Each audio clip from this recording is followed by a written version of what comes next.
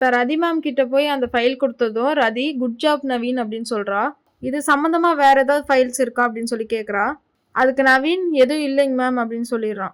அதுக்கு ரதி சரி நான் போய் செக் பண்ணிக்கிறேன்னு சொல்லிட்டு கிளம்பிட்டா. இப்போ ரதி கிளம்புனதும் தேஜா நவீன் கிட்ட ஏண்டா கண்டுபிடிச்சது நானு, நீ குட் ஜாப் வாங்குறியா, ஏன் நானும் சேர்ந்து கண்டுபிடிச்சேன்னு சொல்ல மாட்டேயா அப்படிங்கிறா. அதுக்கு நவீன் மேம் தான் கேட்கலையா அதான் நான் சொல்லலைன்னு சொல்கிறான். அப்போ தேஜா மோகனுக்கு சம்மந்தமான ஃபைல்ஸ் வேறு ஏதாவது கிடச்சிருச்சுன்னா நீ மாட்டிப்பீல அப்படின்னு சொல்லி கேட்குறா. நீயும் சேர்ந்து தானே மாட்டுவேன்னு நவீன் சொல்கிறான். இப்போ ரீனா ரதிக்கிட்ட வினிஷாவோட ஸ்கேன் ரிப்போர்ட்ஸ் எல்லாம் வந்துருச்சுங்க மேம்.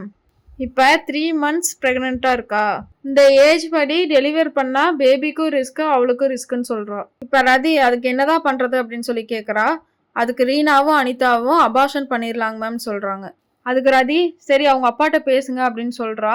அதுக்கு ரீனா இல்லைங்க மேம் நம்ம சொல்கிறதுக்கு பதிலாக அவங்க பொண்ணே சொன்னால் கரெக்டாக இருக்கும் அப்படின்னு சொல்கிறா. அதுக்கு ரதி அதுக்கெல்லாம் இப்போ டைம் இருக்கா அப்படின்னு சொல்லி கேட்குறா.